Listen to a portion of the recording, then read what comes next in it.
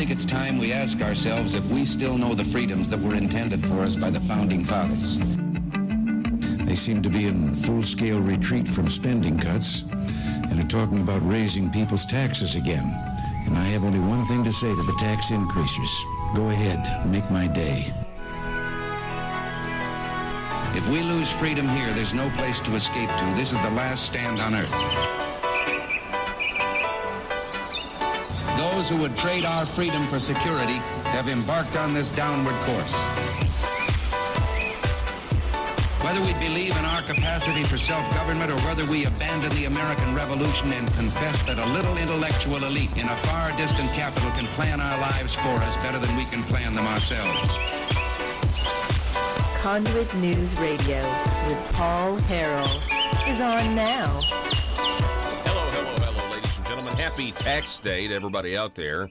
That's right, it's April 15th. This is the day. This is the day where we gotta pay your taxes, or you gotta file for that extension, or whatever it is you're gonna do. But this is where the rubber meets the road. I paid my taxes, I guess, before the weekend. That's because I wanted to enjoy my weekend. I didn't want to dread what was coming today when it comes to having to file your income taxes. And so, you know, it is what it is. Now, I will tell you this. If you look at the Trump tax code, matter of fact, we're going to be looking a little bit at the Trump tax code today.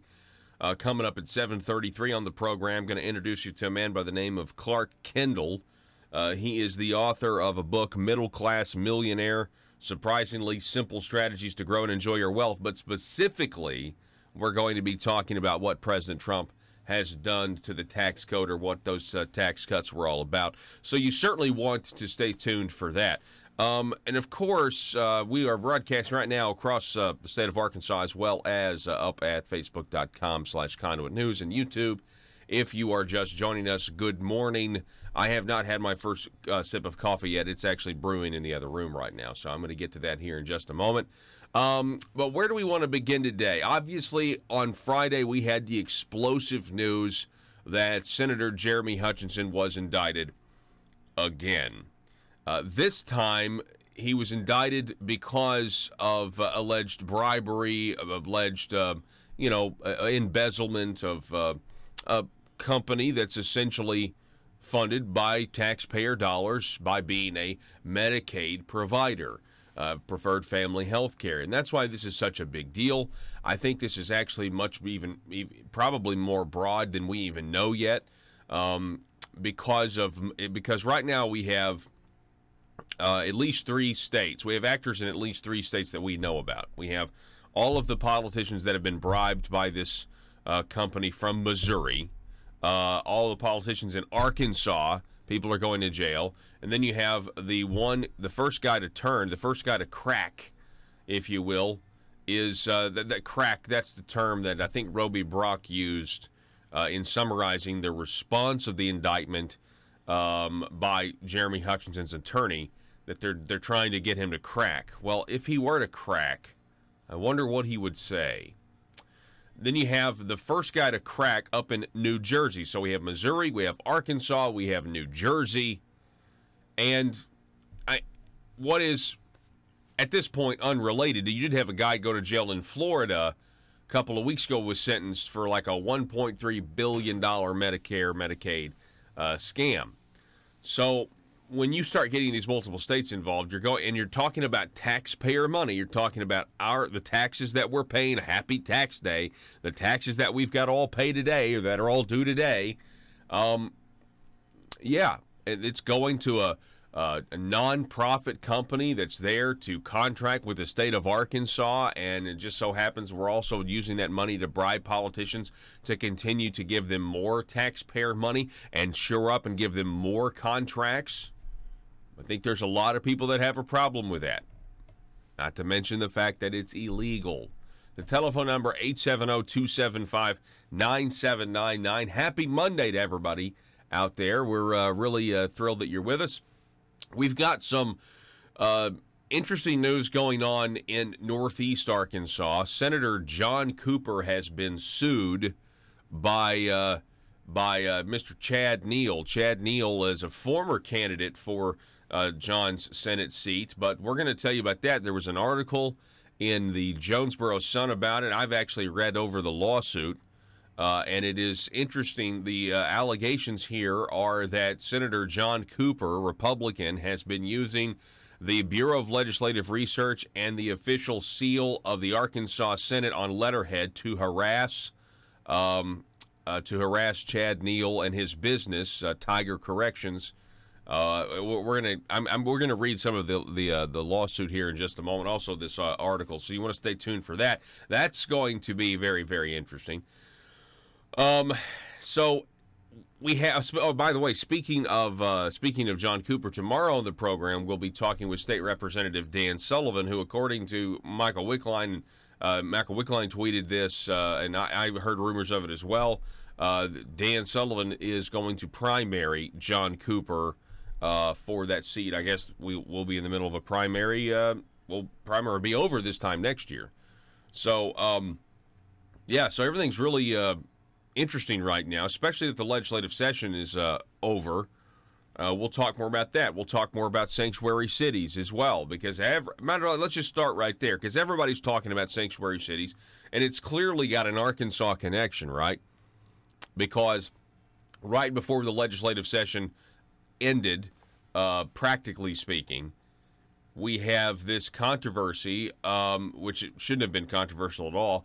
Actually, you know what? The fact of the matter is, the only thing controversial about it is whether or not Asa Hutchinson is going to sign. Asa has said he's going to sign the anti-sanctuary cities bill. That's what he has said. Now, I didn't actually check this morning, but I don't know if it's actually been signed over the weekend or not. I'm not sure. Matter of fact, Joe or somebody online, if you can. But anyway, he said he's going to sign it, so we're taking him at his word. This is a good thing. Now, President Trump has been taking some heat. And I don't know, is this why this Kirsten Nielsen, is this why she was asked to resign? Because apparently they wanted at least some numbers on how much it was going to cost to bus all of these immigrants who are flooding our borders to sanctuary cities, to cities that already have these sanctuary policies. And now you have a Democrat saying, no, don't do that. Now, the Democrats are saying this for two reasons. Number one is they honestly understand that this would make their cities that they represent worse off because it would overload the system. That's number one. But number two is these massive amounts of illegal immigrants in these other cities, if there is a mechanism for them to vote illegally, which they're here illegally, they have no problem being here illegally, I'm sure they wouldn't have a problem voting illegally. If they're already in these blue states, if you ship them into these blue states, they're going to have essentially no effect when it comes to the presidential election because of the Electoral College, because they're already blue states anyway. At least that's one theory that I've heard. Here is... Well, I never thought this was, I got this, somebody tweeted at me, or Josh Waters tweeted this Ben Shapiro tweet. Can we throw this up here, Joe? Ben Shapiro, wow. Trump made Cher into a Republican. And it's got a tweet here from Cher, of Sonny and Cher fame. Here it is. I understand helping struggling immigrants, but my city, Los Angeles, isn't taking care, all caps, by the way, just like a President Trump tweet, isn't taking care of its own. What about the 50,000 plus citizens, American flag, who live on the streets, people who live below poverty line and hungry? Question mark. If my state can't take care of its own, many are vets is in all caps, how can it take care of more? Ben Shapiro retweeting Cher by saying, wow, Trump made Cher into a Republican. I mean, you can't really argue with that, can you? Here is the Breitbart article on it. Cher, Los Angeles can't take care of its own. How can it take care of more immigrants? Pop icon Cher, according to John Binder, said Sunday that Los Angeles, California can't take care of its own residents, much less newly arrived illegal and legal immigrants. Cher said she failed to understand how the city of Los Angeles and the sanctuary state of California. You know, these Democrats now that are saying, Mr. President, these aren't sanctuary cities. We are a sanctuary country. Give me a break. We've got to disperse all of these illegal immigrants everywhere across this country. This is incredible. By the way, the veteran angle on this is very, very powerful if you actually look into how many veterans are not being served by the states that claim to take. By the way, once again, happy tax day. It's the 15th. Again, we're paying the government money to do these things like take care of our veterans, or we're paying the government to do things like take care of those who truly can't take care of themselves in the form of Medicaid. And then you have unchecked illegal immigration. We're trying to get a handle on it, right? But this is going to cost us a lot of money and we can't afford because we can't even take care of our own people. Or you have your tax dollars once again going to preferred family health care, and then preferred family health care uses those dollars to bribe Jeremy Hutchinson for years so that he passes legislation favorable to preferred family health care so they continue to get your taxpayer dollars. Oh, by the way, happy April 15th, happy tax day. Telephone number 870-275-9799. So this is incredible. Now, you know, whether or not Trump was serious or not, let's stop for a second. Is Trump serious about taking illegal immigrants at the border and just dropping them off in a sanctuary city? Is he serious about it? Let's just put that aside. The fact of the matter is, whether he's serious or not, what a genius way to get Democrats to admit that there's a problem. I mean, even if they're doing it subconsciously, even if they're doing it by, whoa, we don't want to do that. Because what are the Democrats saying out there? They're saying like, this man is evil. How dare he? Well, I mean, they're all reacting emotionally because they know they don't want to have to come out and say, oh, no, don't do that. Because it basically exposes their virtue signaling and exposes the fact that their compassion is fake and phony. It's not real, right? This is all about political power. That's why when President Donald Trump offered the Democrats, hey, I'll take care of this DACA situation for you. I'll give you what you want. The Democrat Party said, no, thanks. We'd rather the DACA kids remain victims so that we can exploit them to maintain our political power or potentially gain more of our political power. That's what that was all about. And here, once again, we have another example. No, don't bring them us. I thought San Francisco, Los Angeles, all these things where you should be welcoming, right? That would be the consistent thing to do. You should be welcoming all of these illegal immigrants to your city to take care of them because you're already a sanctuary city. By the way, thank you to the Arkansas legislature, the General Assembly, for passing the anti-sanctuary city bill.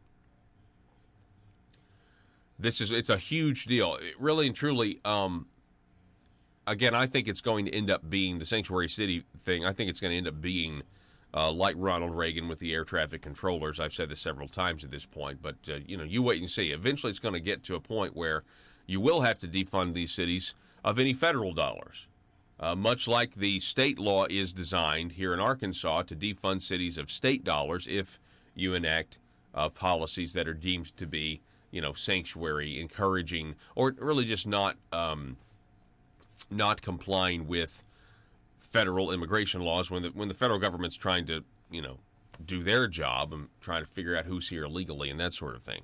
Again, the telephone number 870-275-9799. Sanctuary cities. The pop icon Cher, now a Republican in at least rhetoric. Republican in rhetoric only. Hey, that's funny. What does that say? Not Republican in name only. That's a rhino. Republican in rhetoric only.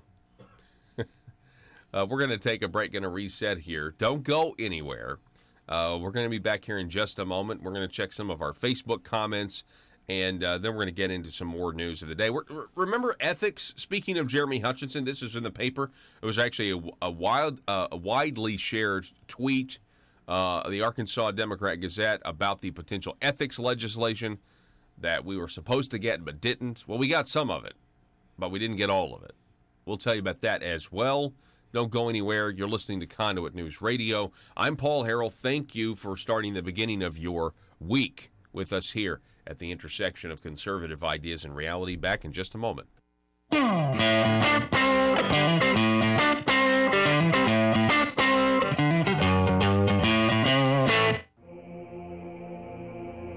It's Conduit News Radio with Paul Harrell.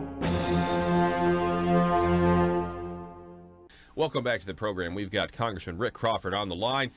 Rick, good to have you on again. Hey, good to be with you. Yes, sir.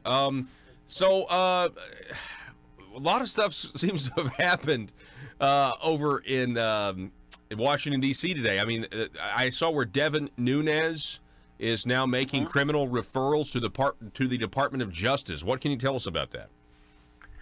Well, without naming any names, obviously you can probably piece this together and come up with a pretty good idea of who those individuals are. A lot of the referrals are not necessarily naming individuals, rather highlighting some activity that would implicate multiple individuals. And so when you think about, we're not talking about 8 individuals being referred, we're talking about 8 acts being referred, and some of those acts may be confined to an individual, but some of them may be related so they to... won't be under so much scrutiny.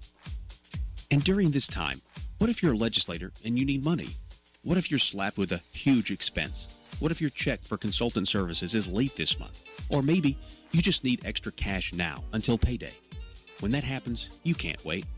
Hi, I'm Bobby Blackmail for the Arkansas Intra-Legislator Bank, your trusted source to over 135 lenders to get you short-term cash fast. Use the Arkansas Intra-Legislator Bank today, and you can have up to $12,500 cash in your checking account tomorrow. Dried-up bribes no longer coming from Medicaid entities? Handled. Extra cash until your hopeful acquittal? Done. And you'll be surprised at how easy it is to get extra cash. Just be an elected official and be comfortable with the status quo, and we'll connect you with a fellow legislator who is ready to loan. It's quick and easy.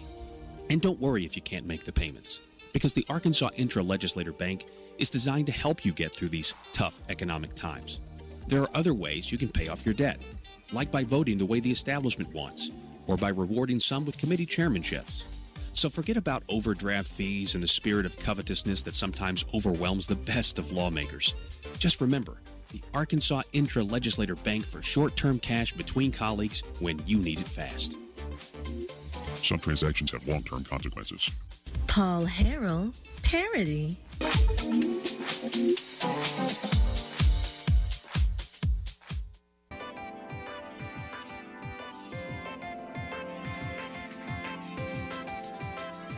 Conduit News Radio with Paul Harrell is building a liberty machine. Find out more at conduitnews.com. All right, welcome. Welcome back to the program. Thank you so much for being with us. Good morning to everybody out there. Let's see here. Let's see. We have somebody on the Facebook feed.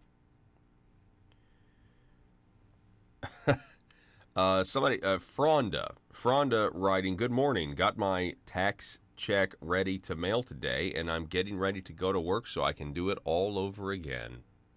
Does anybody else feel like that on this April 15th? That you're just like in the middle of a rat race to pay the federal government what they say you owe? I mean, I'm glad that we have the Trump tax breaks. Don't get me wrong. I'm very glad about that, but there's still something very, very bitter about paying such a great amount. Well, listen, and here's the thing. I mean, we're just talking about income taxes today, right? And most people, especially if you don't own your own business, you don't know what it's like to make a quarterly payment. You don't know what it's like that, have to make a payroll, that sort of thing. Most people, they think the government's... Well, I'll give you a perfect example. When people first started filing this year, their tax returns, the headlines from the fake news media was income tax refunds down this year. And they were talking about how terrible that is, and it's playing on the ignorance of some people, or, you know, some people, let's just say some people who believe that the government, this income tax structure, well, they're victims in a way. The income tax is designed to make you numb. If you are an employee, the income tax is designed, you don't ever notice it. I mean, you might look at your check stub and then you're going to notice it.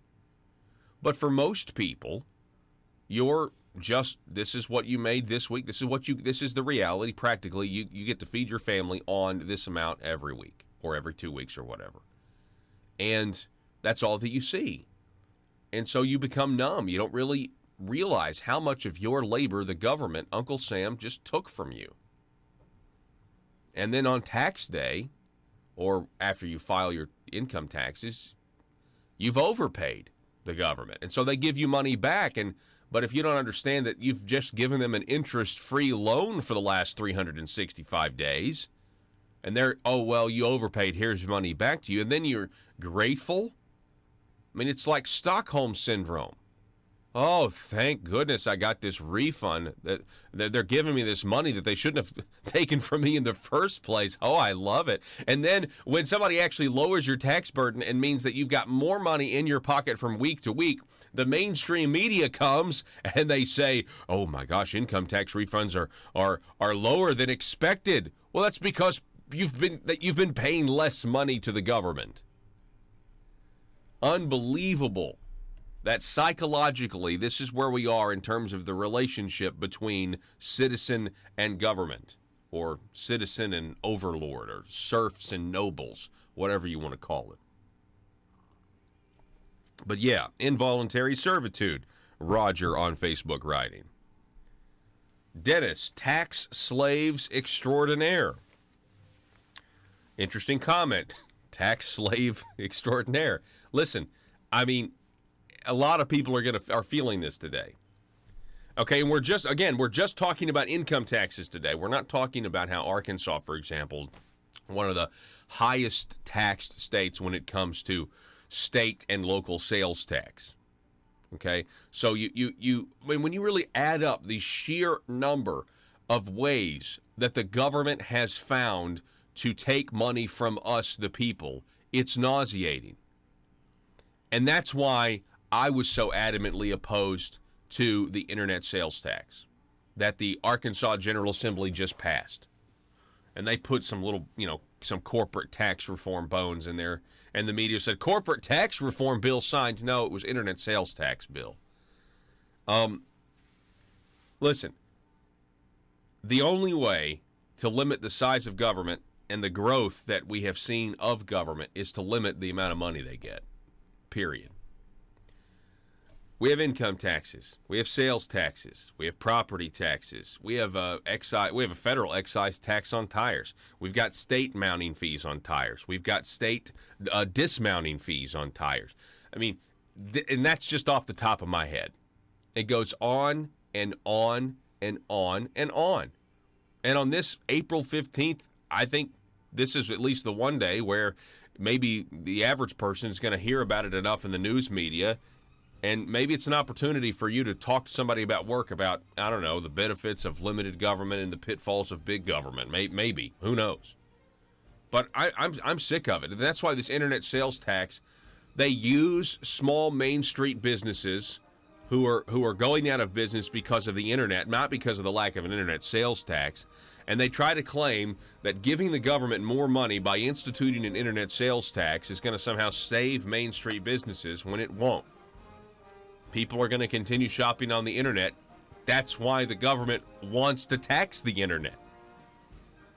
And if you really just think about their arguments critically for a moment, but the bottom line is this: the government continues to figure out new ways to get new revenue streams, whether it's vaping, whether it's internet, and the people are poorer because of it.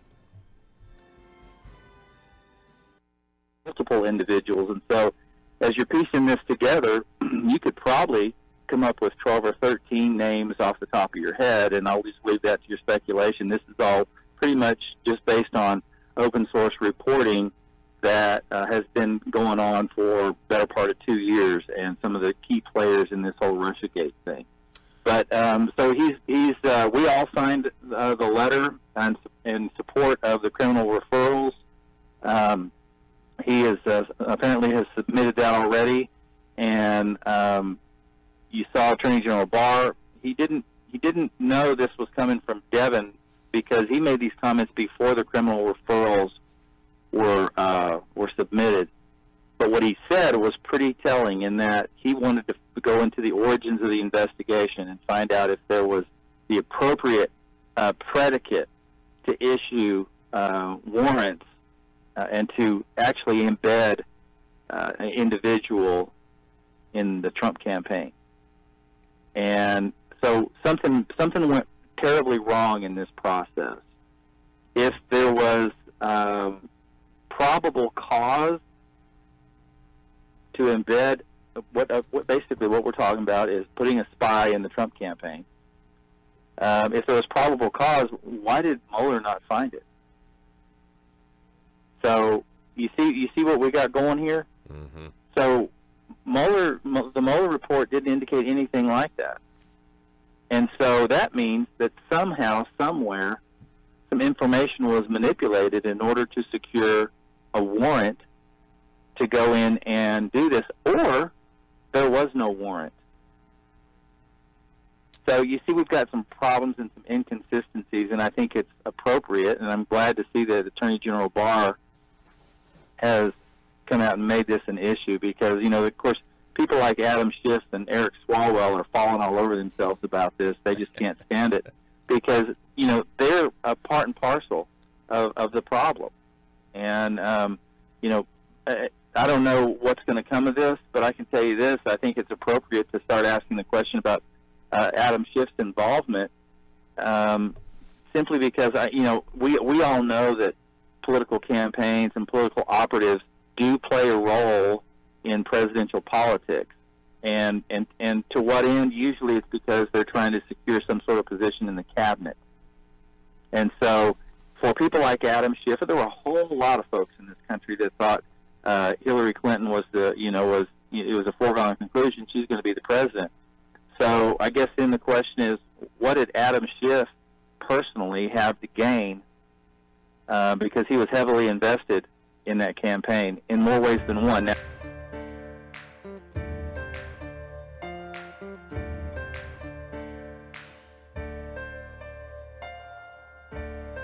bringing you your daily dose of truth. It's Conduit News Radio with Paul Harrell.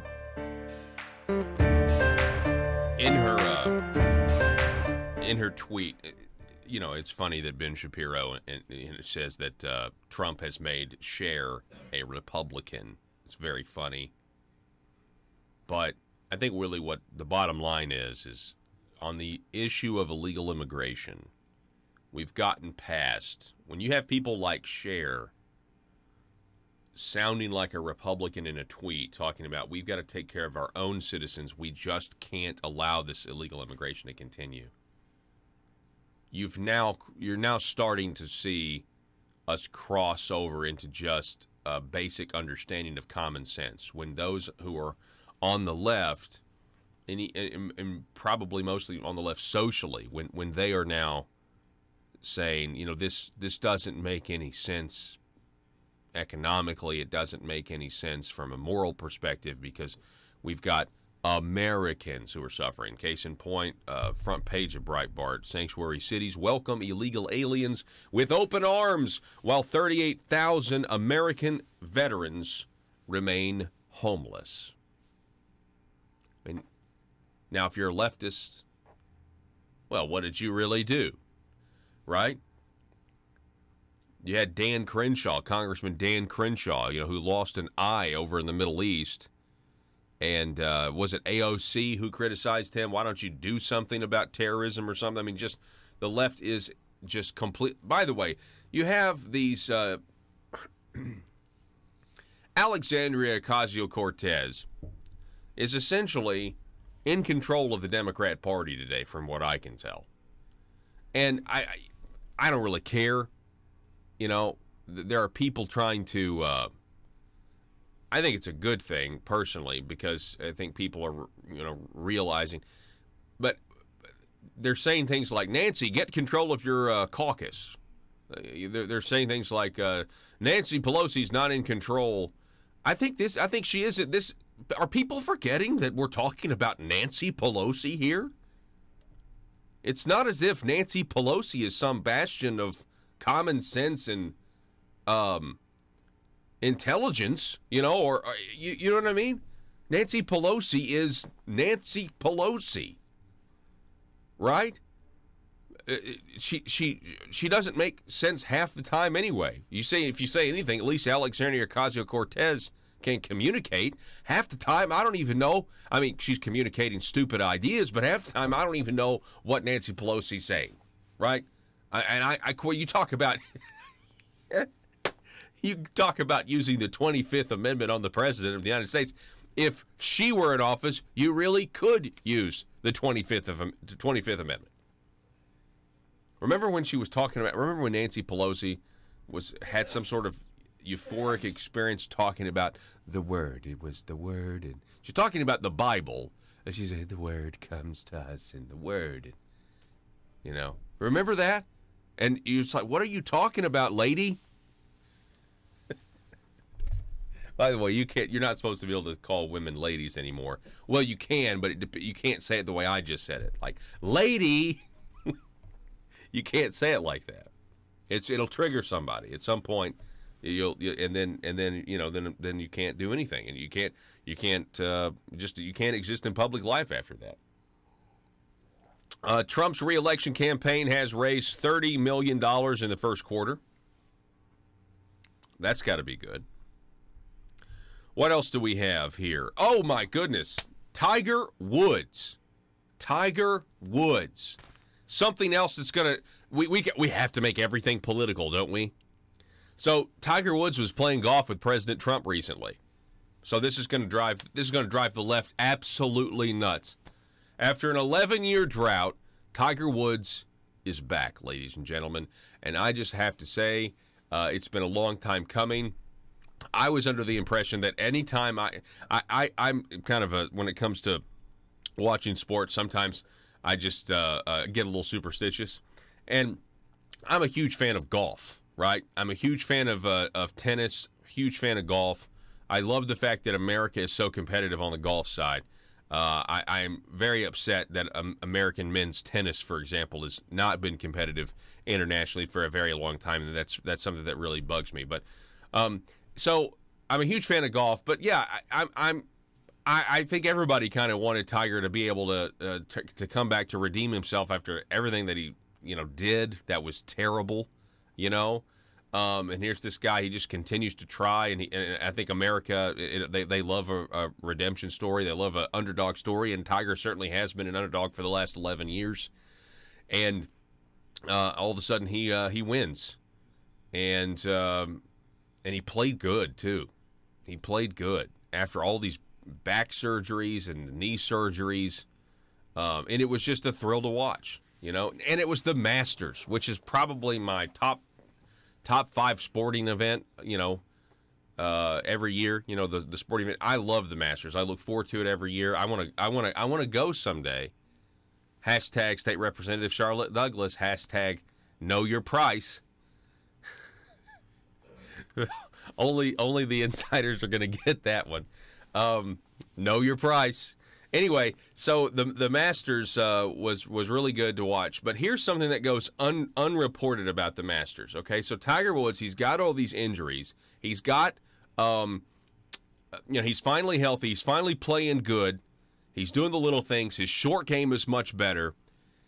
And then on day 2, he almost gets taken out by a security guard. Have you seen this joke? Throw this up there. This is the Yahoo News article. And look at this meme. This is incredible to me.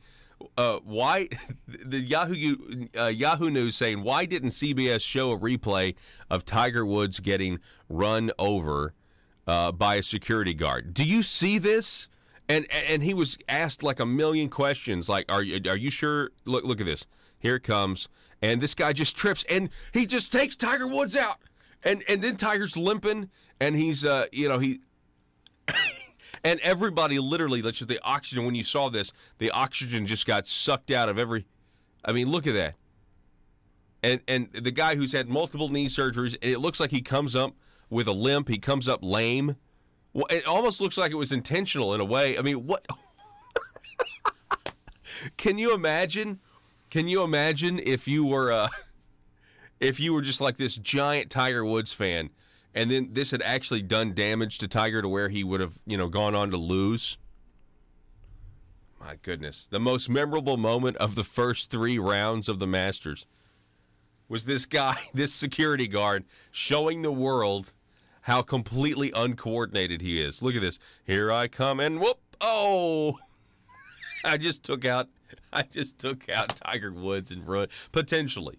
If anybody's ever seen that movie with Will Ferrell and Mark Wahlberg called The Other Guys, Mark Wahlberg's character is a New York City detective who's been demoted to a desk job because he accidentally shot Derek Jeter, the New York Yankee, and everybody hates him for it. That would be this guy right here. This can you scroll down, Joe? He's actually with some sort of Georgia law enforcement, the Georgia Bureau of Investigation, actually. Yeah, look at this. Occurred when the agent for the Georgia Bureau of Investigation slipped and nearly took out Tiger Woods while running to control a crowd of fans. The sliding agent's right knee clipped Tiger's right heel as Tiger so it clipped his heel, which, Achilles, anybody? Anyone? Anyway, to me, this was, aside from Tiger winning, obviously Tiger winning yesterday was way better, but it almost didn't happen, folks. You never know. 870-275-9799 is the telephone number if you would like to contribute to the program. Okay, Arkansas legislature. This article right here, pretty interesting stuff. The Arkansas legislators, they passed, according to the Gazette, Michael Wickline doing a really good job here. They passed half of the measures that were floated on ethics. Now, first of all, it's big news that we all can, I guess, media outlets across the state of Arkansas, we all agree that there is a ethical problem in the state of Arkansas. It used to be something that you couldn't talk about, right? It used to be something that, that's, everyone's talking about the FBI running around here, and everyone's talking about people wearing wires and flipping and becoming cooperating witnesses. Everyone's talking about it, but it's just all rumor. And there's no there. Now all of that is gone. We can all agree that Arkansas has, or at least had, a serious problem. Now, I am still the present tense guy. I may be out on the far right wing, the far right limb. We still have an ethical problem in the state of Arkansas when it comes to our legislators. We just do. Disclaimer, not talking about everybody. I'm just talking about the ones. There's a remnant that's been left. And, they wake up every morning and they go, whew, they hadn't gotten me yet. So there were 6 bills originally envisioned, and only 3 became law. So you had 3 bills that failed to clear committees that were designed to reform Arkansas's ethics when it comes in this. Now, why? Because we had a bunch of people doing things unethically, and now they're in jail. Now, are all the people who are doing things and participating in these schemes in jail? Probably not.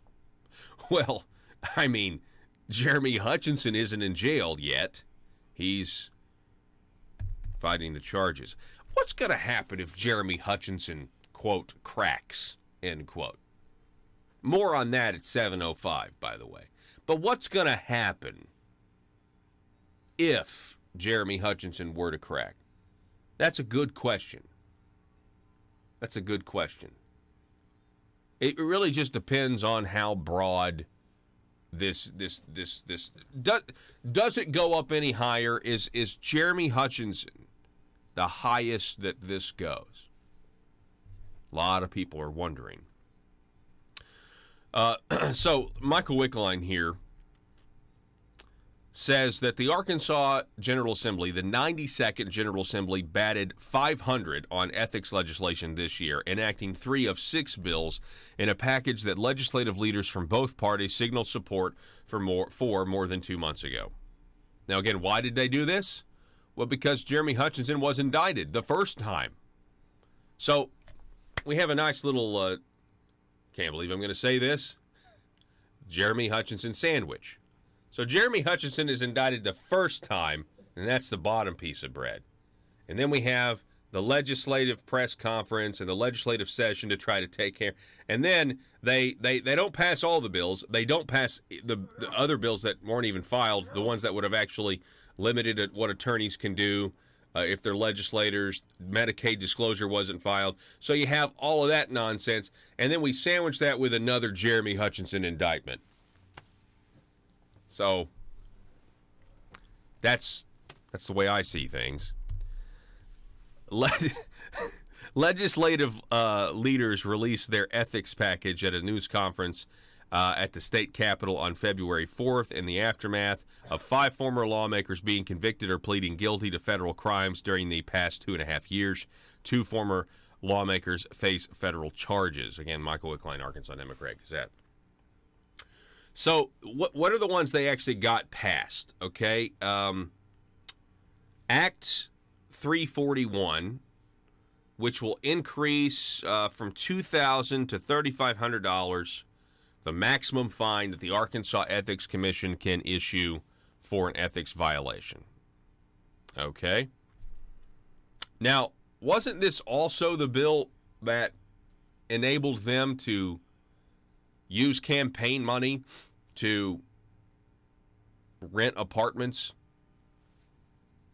Pretty sure that's the same one, right? So it increases the penalty from $2,000 to $3,500. Ooh. And then, but it also enabled them to kind of broaden what they can use their campaign cash for. Alrighty. Let's see here. Now, did that get amended out? I don't think it did. I think it might have been tweaked a little bit here and there. See, it's so hard. It's so fluid. I'm some of this, folks, I'm remembering as we go. Okay. So then we have Act 879, which will increase the penalties for taking campaign funds exceeding certain levels and using them as personal income. The current charge is a Class A misdemeanor regardless of the amount. Under the Act, knowingly taking campaign funds as personal income, if the value is at least $25,000, would be a Class B felony. At least $5,000 but less than $25,000 would be a Class C felony. At least $2,500 but less than $5,000 would be a Class D felony, and less than $2,500 would be a Class A misdemeanor. Senator Will Bond sponsored the legislation. Then we have Act 342, which will prohibit state constitutional officers and state lawmakers from, while in that role, registering as lobbyists in Arkansas and any other jurisdiction. Arkansas law already bars state lawmakers from registering as lobbyists. That was Democrat Keith Ingram of West Memphis, sponsored Senate Bill 256 that became Act 342. So those are the 3 bills. Okay, all right. What about Medicaid disclosure? No? Meaning if you or your family member are doing business with a Medicaid provider and you're a politician, you just have to disclose it. Could be perfectly legitimate, but it also could give us a lot of insight into why it is you keep voting for Obamacare Medicaid expansion in the state of Arkansas. Maybe.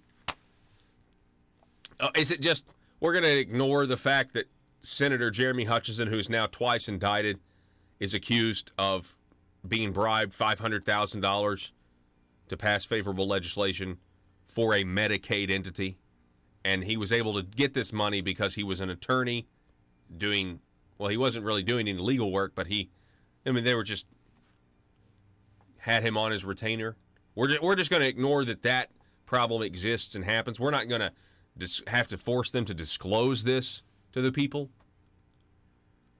Why didn't this legislation that failed 3 or 4 times over the last 3 years didn't even come up? So they had 3 other bills that failed.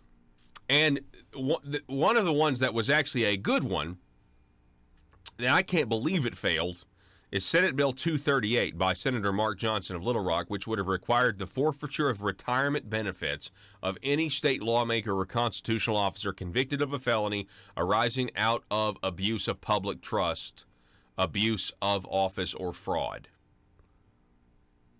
That's interesting. Why didn't that pass? Because, I talked to some people. When I first heard it, I was like, does this really have teeth? Well, apparently, government pensions are nice. And this was a good incentive to not mess with the people's money and try to enrich yourself illegally. Johnson presented his bill to the Joint Committee on Public Retirement and Social Security Programs last month before he agreed to amend it, after Ingram said Johnson's version of the bill wasn't the one that legislative leaders had agreed to support. Interestingly. That's very interesting.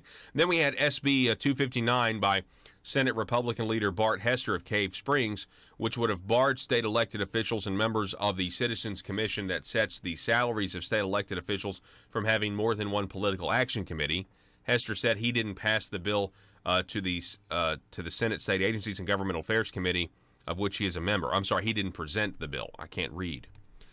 Senate Bill 260 by Hester, which would have prohibited direct contributions from one political action committee to another political action committee. Hester said he didn't present that bill either to the Senate State Agencies Committee. That's because it's really not about that. Those things aren't even about the problems, and they wouldn't have fixed any of the problems. So Jim Hendren in this article, the governor's nephew, and Jeremy Hutchinson's cousin, says that they made progress, but we can always make more progress. Let me read this quote here. I think justice we found when we started reviewing and revising the Senate ethics rules. It is complicated and it is very easy to catch good people making innocent mistakes if you are not careful about how you write rules and even more careful about how you write legislation. So obviously I would have liked to have seen all 6 passed, but the fact that we got half of them passed is a step in the right direction, but it means we still have more work to do. That's a quote from Jim Hendren. The very next paragraph, on Thursday, Hendren's cousin, former state senator Jeremy Hutchinson, a Republican in Little Rock, was charged in a federal case that accuses him of accepting bribes from a behavioral health provider. Last fall, Jeremy Hutchinson was indicted in an unrelated federal case that accuses him of wire and tax fraud. He has pleaded innocent to charges in both cases. Hendren and the former senator are nephews of Governor Asa Hutchinson. On the legislative ethics proposals, Wickline goes on, talks about how Speaker. And then we have some quotes from Johnson. Senator Mark Johnson said he's kind of upset that he wasn't able to get SB 238, the bill to cut retirement benefits of elected officials convicted of certain felonies, out of the Retirement Committee. He said it took forever to get actuarial analysis for the bills, plus committee actuary Jody Carrero was skeptical that the bill complied with federal law. Our research showed it was constitutional, though, Senator Johnson said. Interesting. Let's see. We have one. We want to get to some of this. Oh, yeah. So Michael Wickline reached out to Brenda Vassar-Taylor, co-founder of the conservative group Conduit for Action, said in an email to this newspaper that SB 259, Hester's proposal to bar state elected officials from having more than one political action committee, quote, in my opinion, is simply a look-over-here attempt by members in the Senate to appear to be doing something regarding ethics. I mean, you can fix the ethical problem with 2 bills that have been filed and rejected. I mean, come on. Senator Linda Collins had a bill that would prohibit attorneys from doing exactly what Jeremy Hutchinson did as a legislator. And the one person that stood up when it made it to the Senate floor and was voted down was Jeremy Hutchinson and said, this is wrong. So, I mean, if Jeremy Hutchinson doesn't like a piece of legislation that would have exposed him, and now he's the one who's been indicted twice, logically, if you're really serious about ethics, wouldn't you then resurrect that piece of legislation that failed and get it enacted? So, I mean, if they were serious about fixing if it was more than just window dressing, you would have passed Brian King's legislation, former Senator Brian King's legislation, and former Senator Linda Collins' legislation to address former State Senator Jeremy Hutchinson's corruption. We're going to take a break. We got to go. I've gone way over here.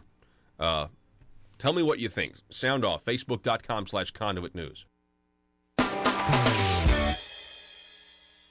Russellville-based firearms manufacturer Omega are making clones of the most notable German firearms in the world.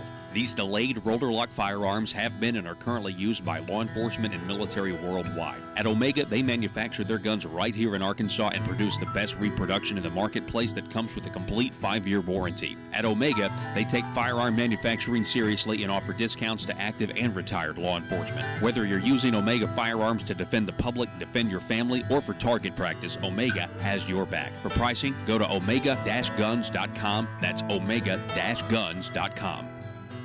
Are you a conservative-minded young person and want to let the world know about it? Are you tired of rolling your eyes as your professor regurgitates progressive, PC, neo-Marxist nonsense? Then you should interview on Conduit News Radio's Young Conservative segment and tell us about why you believe the way you do. Tell us how you came to be a conservative and what are your views on government. Now, if you're worried that your neo-Marxist professor may also be a right-wing talk radio listening masochist, then names can be changed to protect the innocent.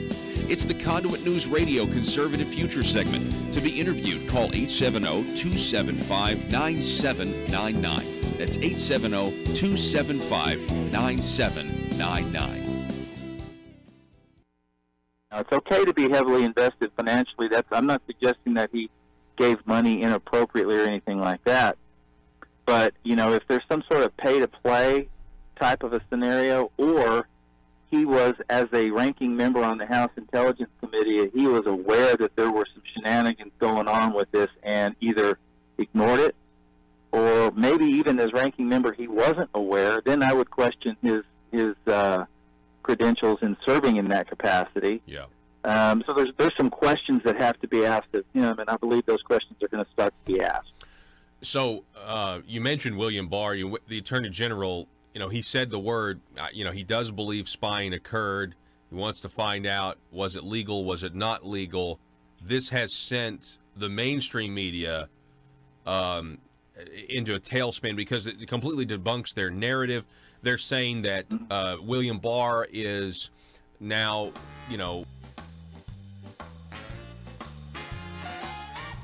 determined to drain the swamp in Little Rock. It's Conduit News Radio with Paul Harrell. Mark on Facebook writing that we are building the Liberty Machine on the carcasses of corrupt people. I like it. Building the Liberty Machine on the carcasses of corrupt politicians. That would be a good new liner. There's no doubt about it. Folks, we got one more hour of the show this morning coming your way next. You don't want to miss it.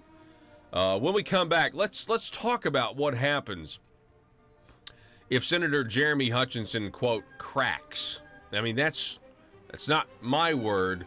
I think that was Roby Brock's word on Talk Business in Politics when he was interviewing Wes Brown, who's, a journalist there.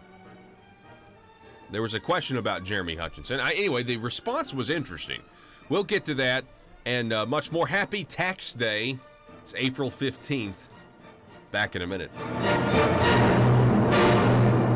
news and talk of Northeast Arkansas. This is News Talk 101.3 FM and 1230 AM KBTM, Jonesboro, an EAB radio station.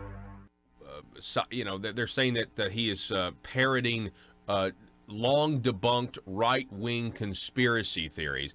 But I just don't think the Inspector General of the Justice Department investigates conspiracy theories. I mean, that's essentially what the IG has been looking into, right? Yeah, this is typical from the left.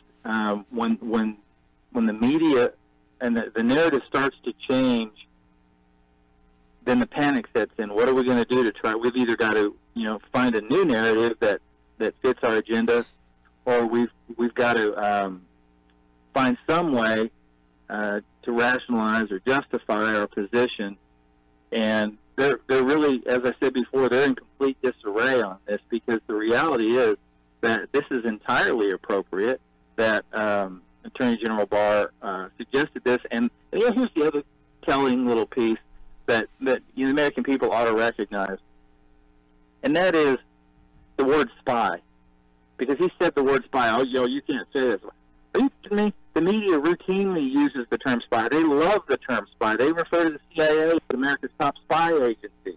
They refer to Gina Haspel, the director of the CIA, as America's top spy.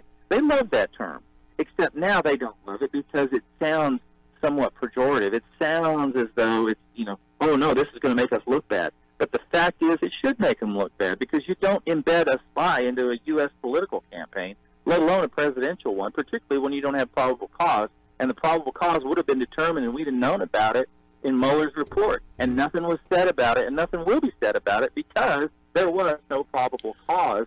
I can't imagine what they were thinking, that they thought, we're going to put a spy into the Trump campaign. Mm-hmm. What in the world prompts you to do that? Well, I mean, this is the United States of America, for crying out loud. Yeah, and so we're talking with Congressman Rick Crawford. I think some people, they heard the word spy and they thought, okay, FISA warrants, did they have a Trump Tower bugged or something like that? But what you're saying is, no, we're talking about old school, like George Papadopoulos. He's at this bar.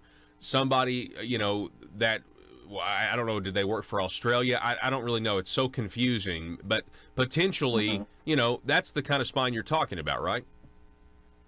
They're talking about an individual who is placed strategically into the campaign to under the auspices of actually being a Trump operative. Okay. And then they would collect information based on their proximity to those people in charge of the campaign. What they would do is they would collect. They would literally be spying on the campaign, for lack of a better term, a mole. Somebody who's embedded in the campaign, who is collecting on behalf of people like Peter Strzok, who couldn't get that done without the blessing of guys like Andy McCabe and James Comey. Yes. So I'm just saying that these are names we've heard, but we haven't heard them mentioned in this context. So I'm not saying that those guys were involved in the campaign, but what I am saying is, as part of their tactic, there was an attempt to place an operative inside the Trump campaign. Wow. You mentioned James Comey. His reaction to Attorney General William Barr's comment: I have no idea what he's talking about, so it's hard for me to comment. So, what do you think about that, Rick? I tell you what, James Comey has been a total disappointment, and now, it's like he's not even the same person. But this is sort of smacks of desperation. What you see here, you can, at some point in time, there's an old saying that the thing about eating crow, the colder it gets, the harder it is to swallow. Mm. And they've let this get so cold that there's no way they can choke it down now. So they have got to double down.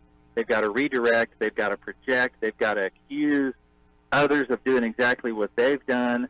They got to play dumb. Continue to, I feel like methinks thou dost protest too much, that kind of thing. I'm telling you, this guy is he's dirty. And so I mentioned this deal about, the potential for placing an operative in the Trump campaign. That doesn't happen.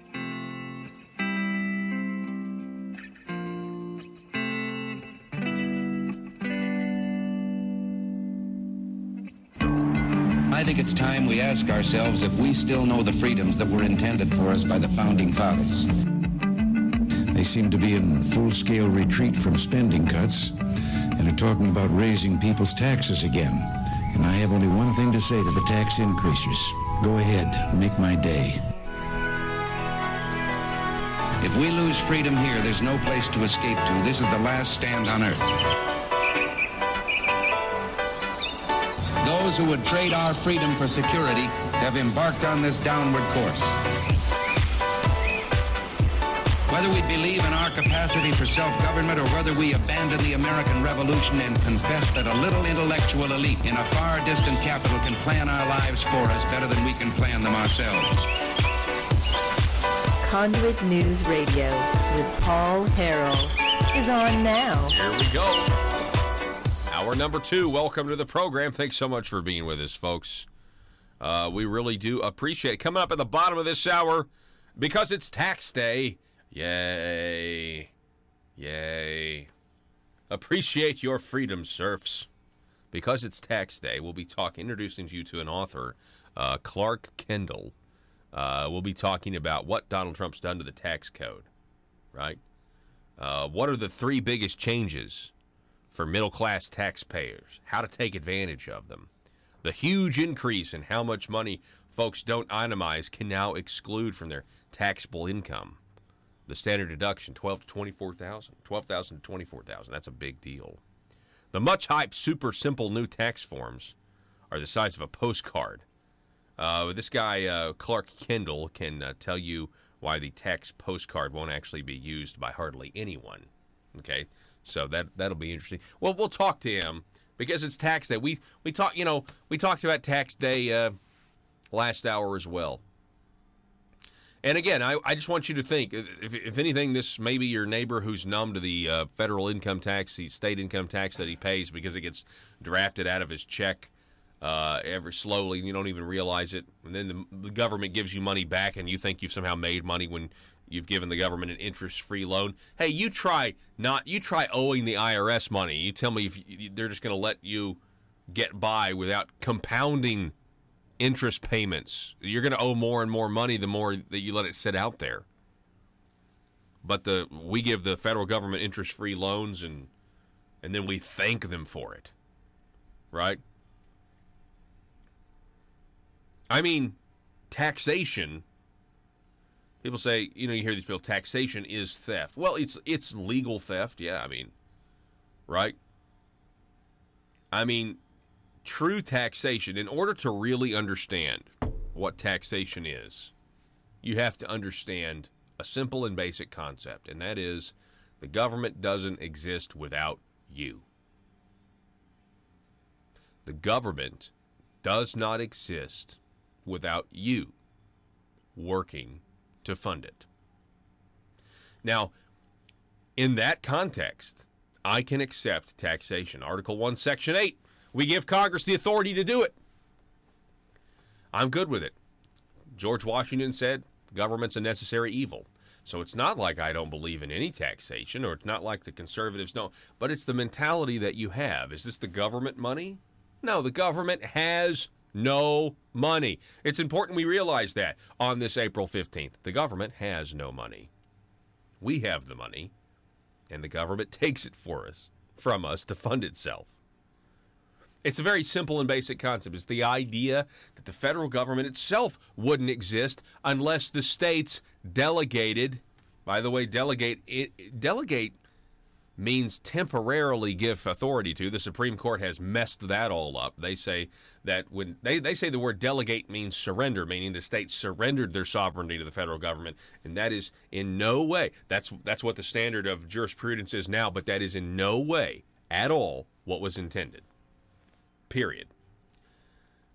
But if you understand that, then you understand, well, the federal government wouldn't exist if it wasn't for the states temporarily delegating it power. And then just like the state of Arkansas's government doesn't exist unless the people. And see, if you have that mentality, that's the kind of politician that I want, that understands that basic concept. But many people do not understand that the money that you make is yours first.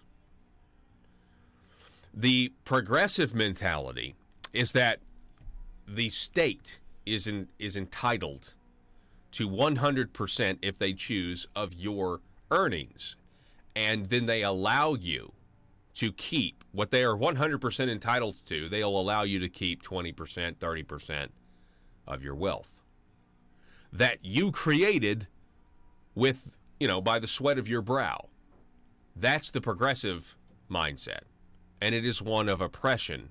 And it is one that many of our politicians have today, because they haven't thought about the basic concept of how government exists in the first place. On this April 15th, you're not just paying your federal income tax or your state income tax that's due, but you're also paying for that federal excise tax on tires. You're also paying for the state tax on tires. You're paying your sales tax, your state sales tax, your local sales tax, one of the highest in the country. You're going to be paying your property taxes as well. Then we do this throughout the year, though, don't we? When you really get down to it, easily the government's taking 50% of your money. In some form, some government somewhere is taking 50% of what you make. That's ridiculous. That's ridiculous. Taxed enough already doesn't even begin to describe what they've done to us in terms of tax policy. That's why when the Arkansas General Assembly, in light of all of this, comes back to us after they've had a task. By the way, have you seen on Twitter, Senator Jim Hendren feels the need to pat himself on the back, and he's making sure everybody knows that his task force on tax reform was a smashing success. I've never seen such legislative virtue signaling ever on Twitter. And it's funny. I mean, I just see it and I think, wow, somebody is very insecure about what they've actually accomplished. Because really, it should speak for itself. The bottom line is, it doesn't matter how the Arkansas General Assembly spends it. The people of Arkansas are going to be paying more money to the government after the 92nd General Assembly officially concludes in 2 weeks. Period. So when you raise our taxes to pay for our roads, which we're already giving you a lot of money to pay, and if you look at the highway department's budget, by the way, it continues to increase without these massive tax increases. When you're going to raise taxes on us $415 million, and actually I think it's closer to 300. I was doing the math on this. It's closer to 380. Is that right? It's closer to 380 million. The number's been used 415, 416. But anyway, let's just round it and say 400 million. When you're going to increase the taxes $400 million, when you're going to come and increase the revenue you get with the internet sales tax, and then you're going to increase our cell phone bills to pay for 911, all of this stuff, folks, on a day like today, April 15th, and you have this task force that was set up to help us with tax relief, and we're not getting tax relief. We're getting more of a burden. What an embarrassment it is. What an absolute embarrassment. President Trump's tax cuts are great, but one of the things that they did was they took away the SALT, the state and local tax deduction. So did Arkansas do anything to try to address that problem, that we can no longer deduct our state income tax against what the feds are doing? I mean, it's April 15th, right? We're all paying our taxes today, or we're all filing, we're all checking in with the federal government. And you look at what Arkansas has done, and it's going to be a net tax increase on the people of Arkansas. I don't see, I have been attempting to get, into the minds of these establishment types to see how. I don't even know how they're going to do this in a creative manner. They're going to try to I mean, the first fiscal year, I don't even see the first 2 fiscal years, how we're not, and because I've done the math. I mean, we can read and we can add, and I'm not even that great of a math person, and if any of you know me personally, you know that that's an understatement. But I've seen the numbers. We're going to be giving you those numbers very soon, and they are, you can't argue with them. The 92nd General Assembly raised taxes on the people of Arkansas. If you agree with the definitions of what a tax burden and tax relief are, and I've been preaching this for almost 2 years now, the biggest problem with the divide between Republicans and conservatives in the Republican Party is the fact that we're not able to agree on the definitions of words and phrases. And, so what is a tax cut? What is a tax increase? What is revenue neutral? What's the tax burden? What's tax relief? What does it actually look like? And if the government's getting more money specifically from the people via taxes and revenue, after you meet and pass laws and legislation, that is a tax increase and an increase in the burden of taxes the people have to pay to the government. And I don't see how you can argue otherwise. I mean, you might be able to get creative with, you could use some Common Core math, I guess, and try to convince the people that it's revenue neutral. I think these guys are going to go even further. They're going to try to convince you that it was a tax cut, that you're paying less money now. And the numbers, they don't add up for them to be able to even get close to saying that. But I'm sure they will. And you know what? This is what's going to happen. It all boils down to this. The establishment's going to say, this is what they did. Look how great we are when it comes to economic freedom issues, and we cut your taxes. Conduit News will have the real numbers, and it will show black and white net tax increase on the people. And then it all boils down to a Facebook post where people who already have their minds made up are going to argue about it. And there's going to be somebody, going to say, look how great we are. And then there's going to be a Facebook post and saying, no, you actually increased. Where'd you get those numbers? Conduit News. Oh, you can't trust Conduit News. Conduit News is a bunch of liars. And then there's going to be more and say, no, actually, we're not liars. They're accurate. Here's where they've been accurate. They predicted this revenue gathering. They predicted all of this. They're but nobody changes their mind.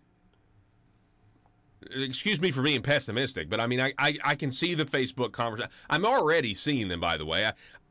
That is, in a way, is encouraging, where you have some politicians on social media who will virtue signal, and then their constituents call them out, and they say, actually, you raise taxes. And anyway, but this is just what happens. Next year, this time will be very interesting. 870-275-9799. Let's stop. Let's not take a break, but let's stop with this conversation and let's go on to Talk Business and Politics. Talk Business and Politics, interviewing journalist Wes Brown, Roby Brock, Wes Brown. Roby has a question for Wes about Jeremy Hutchinson, and he uses an interesting word. He uses the term crack. Listen to this. See where that goes. Former State Senator Jeremy Hutchinson is facing a new round of charges on an indictment brought by federal prosecutor in Missouri. This is on top of what he is already facing here in Arkansas. His attorney basically said that the federal government, is overloading the system and trying to force Jeremy Hutchinson to crack. Does he make a fair point?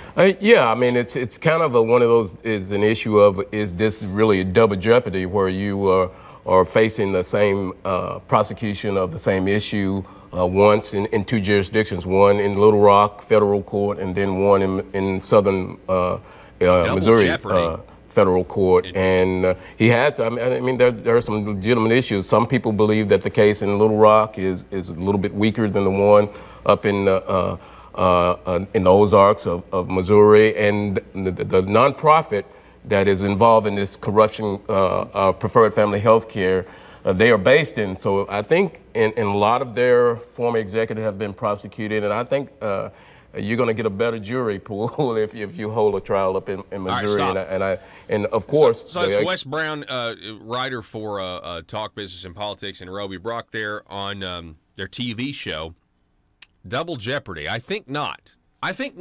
I'm pretty sure we're not talking about a double jeopardy situation here, considering the charges here in Arkansas have to do with campaign finance violations, and the charges in Missouri have to do with taking bribes from a Medicaid provider. Those are two different things. Now, Roby Brock poses an interesting question, and this is the real reason I wanted to talk about this. Forcing Jeremy Hutchinson to crack. Does the second indictment force Jeremy Hutchinson to crack? No, not the drug, but to crack. Meaning that Jeremy Hutchinson will take a plea deal and he will turn into a cooperating witness for the second time. What do you think? His legal team is a Washington, D.C. based team. They are extremely expensive. I'm sure there's enough money out there that's going to be fine. These attorneys are going to be compensated if they want to keep going with this. But how much jail time is Jeremy Hutchinson looking at this point? That's the question I have. Now, the other obvious question is, Roby Brock asking, will he crack? Well, when he cracks, what does he do? What does that look like? If Jeremy Hutchinson decides to crack, does that mean he's spilling his guts to prosecutors? Does that mean he's giving people up? Are there more people? I mean, every journalist in the state should be asking this. Who else stands to lose if Jeremy Hutchinson does decide to plead, and who's he going to give up? We're talking about a Medicaid scheme that has national implications, which is why the feds are so interested in this, is because you can't use taxpayer money to bribe politicians to give you more taxpayer money. You can't do that, and that's what's gone on here. So you have Missouri, you have Arkansas, and you have New Jersey. At least that's how broad it is for now. Does it go deeper? How far does it go? Who else is implicated in this? Now, I also want to remind you, we're not just talking about politicians. We're also talking about lobbyists, okay?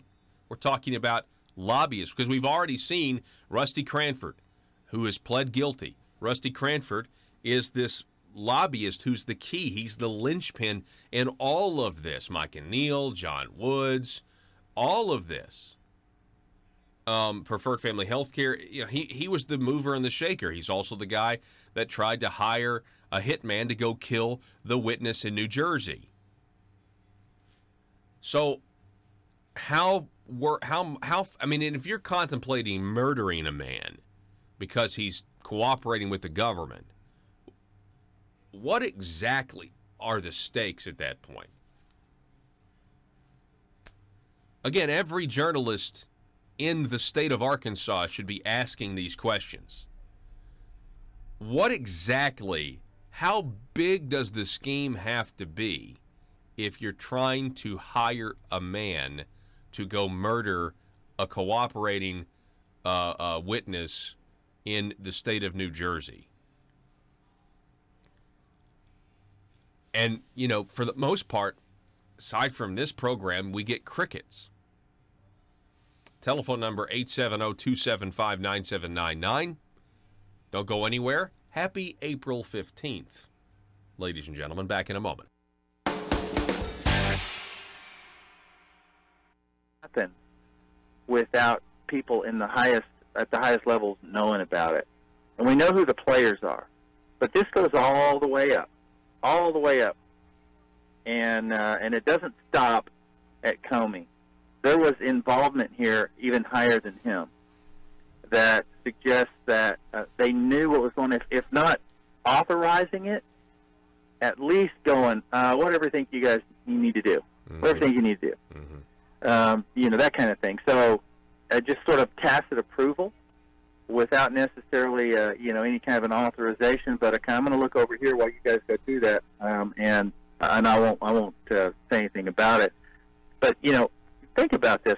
what in the world is Bill Clinton meeting with Loretta Lynch on the tarmac in Arizona? How does that happen? Just coincidentally happened to be in the same place, same time. And oh, by the way, let me show you their grandkids. They talked about their grandkids. Yeah, let me show you some picture of my. This is Mother Government. My people. The promised revenue gathering to fund my motherly goals, such as the Arkansas Works, Obamacare, private option has commenced. I have asked my representatives and senators to execute my will concerning new revenues, from the tires you use to drive on my roads, the candy and sodas you consume and purchase in my stores, and the digital products you download on my internet. Your sacrifices and tributes, which are owed, display a measure of obedience, but there are still collectible sacrifices I require from the people to increase the work and size of our great government of Arkansas. There are 2 matters left unresolved. 1. I require a general tribute for all purchases made on my internet. Not just digital products, but all products. My dear children, there are those who would thwart my motherly goals of progress. If you see them, please combat their misguided notions of freedom by using phrases like mom and pop, and tax cheat. 2. I still require more revenue sacrifices concerning your consumption of my gasoline. I require your undying loyalty on the subject. Subjects in conclusion. More revenue is good. Static revenue is bad. This message was brought to you by your stewards, aristocrats serving Arkansas. Thank you, my children, in advance for your required and expected obedience that keeps society safe and prosperous. And always remember, from cradle to grave. PHP Parody.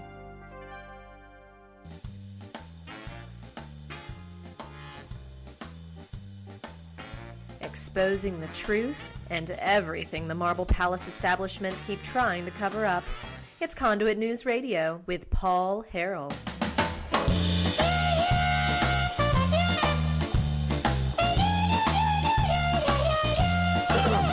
Unfortunately, law by no means confines itself to its proper functions, and when it has exceeded its proper functions, it has not done so merely in some inconsequential and debatable matters. The law has gone further than this. It has acted in direct opposition to its own purpose. The law has been used to destroy its own objective. It has been applied to annihilating the justice that it was supposed to maintain, to limiting and destroying rights, which its real purpose was to respect. The law has placed the collective force at the disposal of the unscrupulous who wish, without risk, to exploit the person, liberty, and property of others. It has converted plunder into a right in order to protect plunder. And it has converted lawful defense into a crime in order to punish lawful defense. Sound familiar? Frederick Bastiat, or Bastiat, from The Law. Legal plunder was certainly one of his, I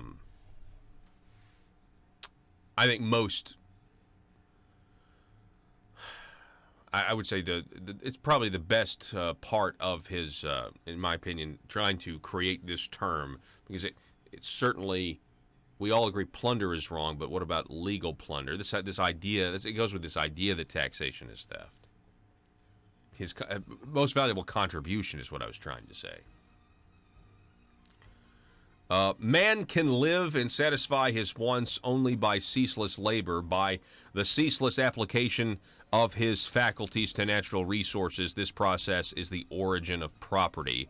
But it is also true that a man may live and satisfy his wants by seizing and consuming the products of the labor of others. This process is the origin of plunder.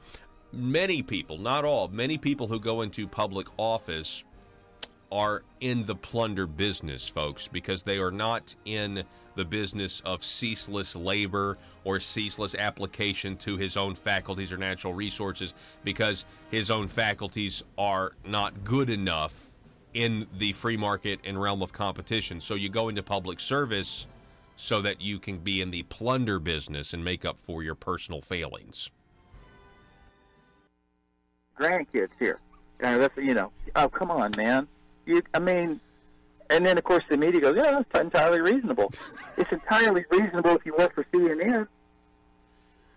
Oh, my goodness. You're exactly right. Yeah, I wonder if anything will ever come of that, because shortly after that, then you had those weird events where Comey came out and everybody, I still don't know what his motivation was. Why did he come out and say what he said?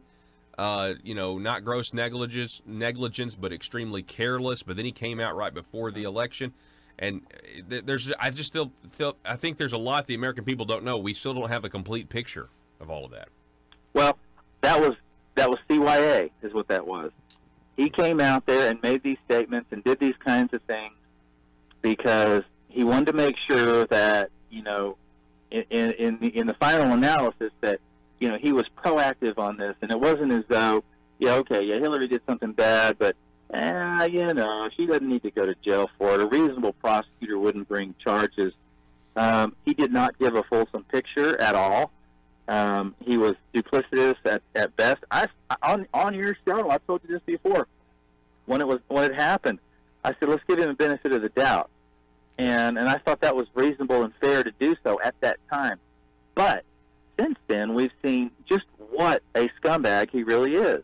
Yeah. And he's really dropped any pretense of being, a fair individual. He's now, playing politics. He's now attacking Republicans. And he was held up to be, I don't know why anybody's upset with Comey. He's a Republican. The Republicans ought to love him. No, when he made these announcements about Hillary, the Democrats wanted his head on a pike. They wanted him gone. And then once it became clear that there was somewhat of an adversarial relationship with Trump, then no, he's useful. If Trump tries to fire Comey, we're going to throw a fit. And then if Trump tries to fire Rosenstein, we're going to impeach because that's obstruction.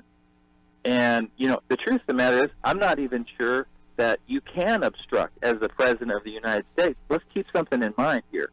These people serve at the pleasure of the President. He is the Commander-in-Chief. He's the Chief Executive Officer. And people get this confused that the Attorney General is the Chief Law Enforcement Officer in the United States. No, he's not. The President is. So check the Constitution on that one. The Attorney General is selected by the President. He's appointed, and then he's confirmed through the advice and consent of the Senate. So he's been confirmed. Yes, his capacity is to enforce the law. So everybody was okay with Barr 20-odd years ago and talked about what a straight shooter.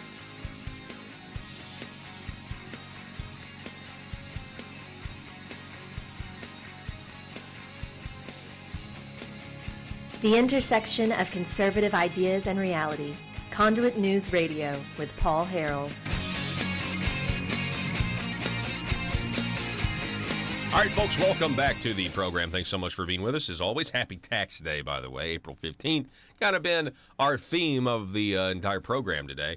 I've told you about this article many times. It was in USA Today. It happened, right kind of in the middle of the Arkansas legislative session. This headline here, where you'll pay the most and least on state and local taxes. And in there, Arkansas does terrible. I mean, we really do, folks. I don't know what to tell you. We're the 17th worst place when it comes to high taxation. So you don't want to live here. You'd rather be on the other side of that list. And then when it comes to per capita income, we're 44th in the country.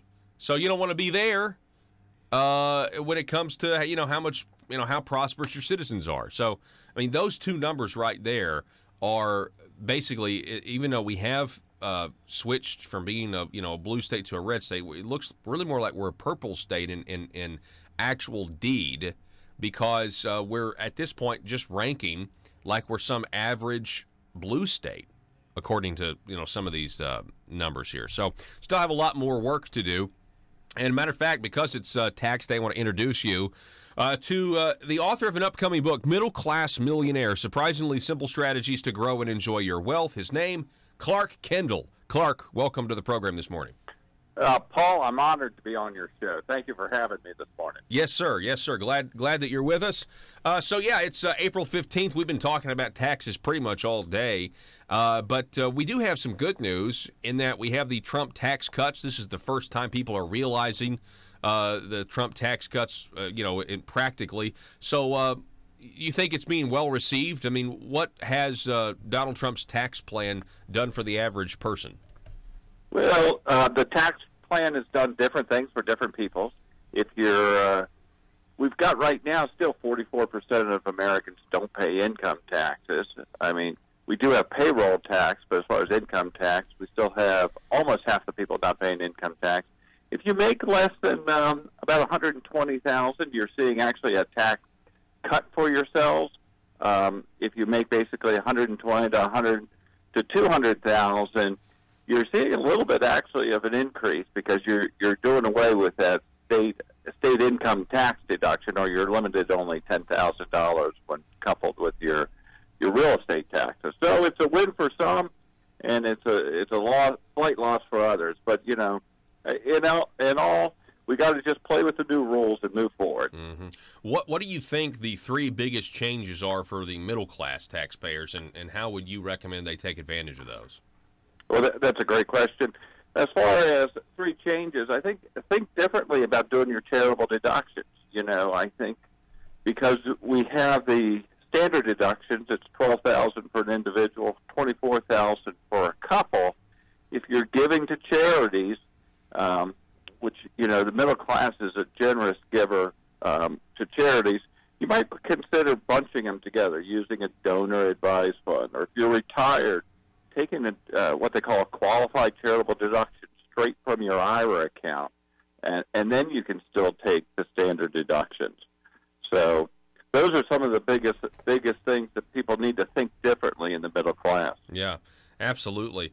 And that's standard that doubling of the standard deduction for couples. I mean, that's got to be a pretty big deal for a lot of folks.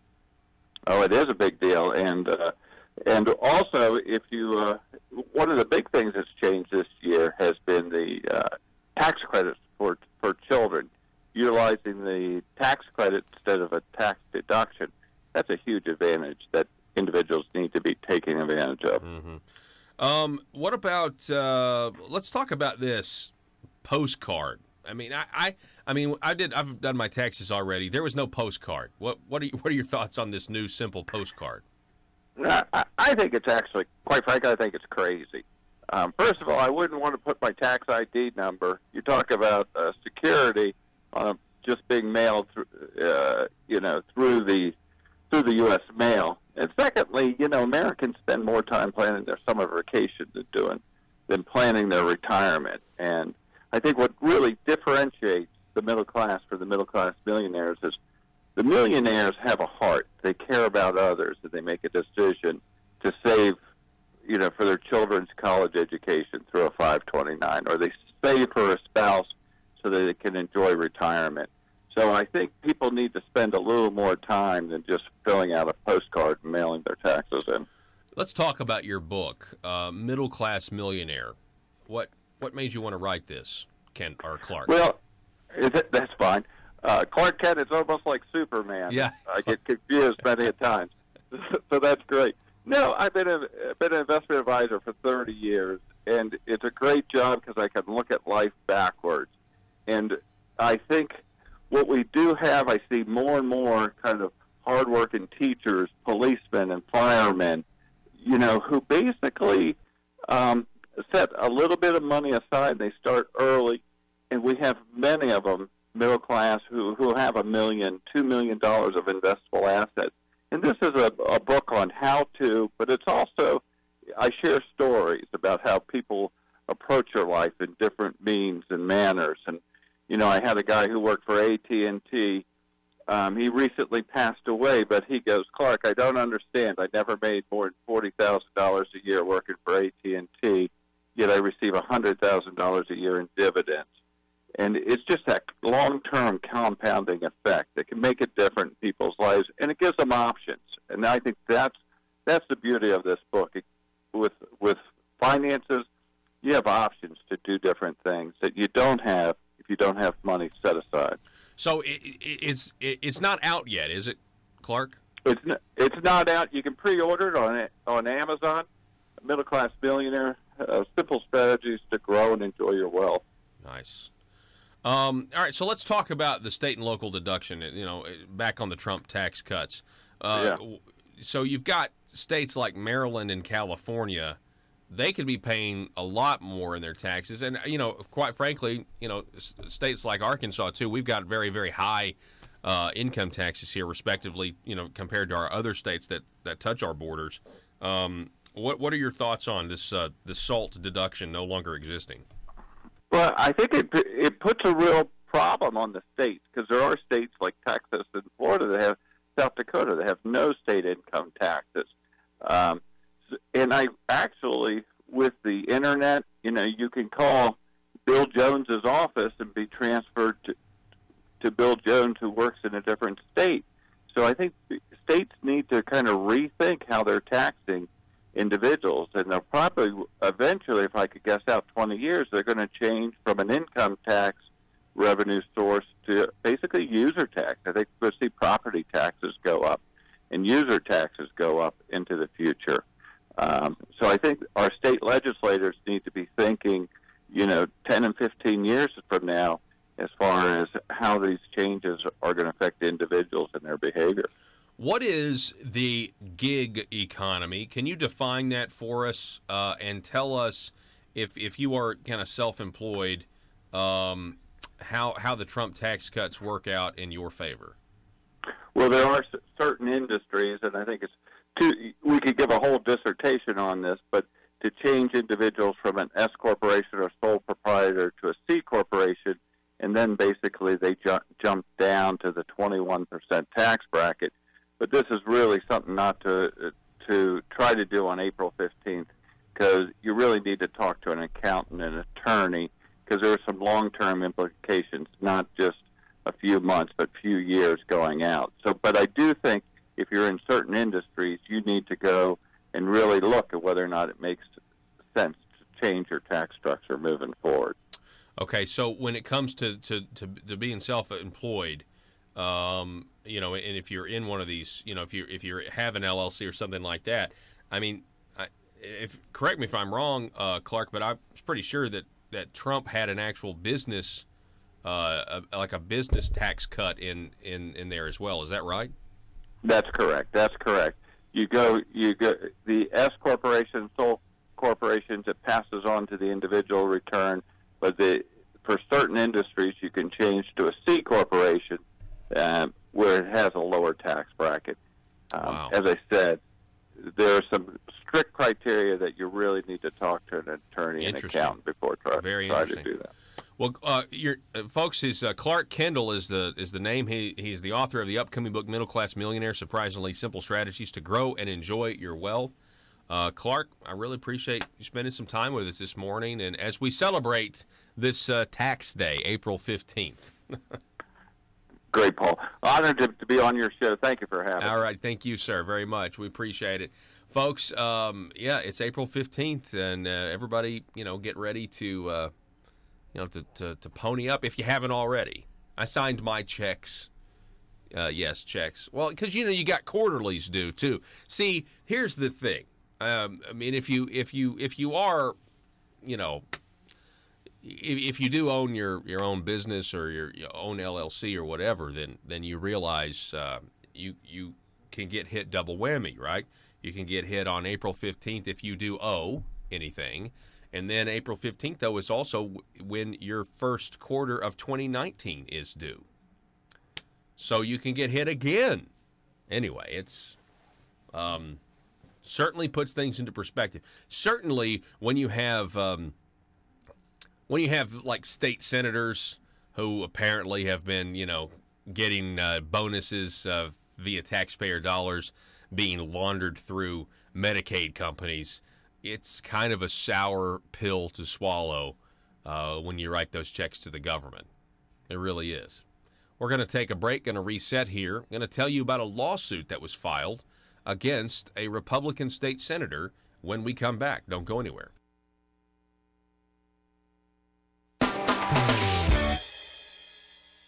Russellville-based firearms manufacturer Omega are making clones of the most notable German firearms in the world.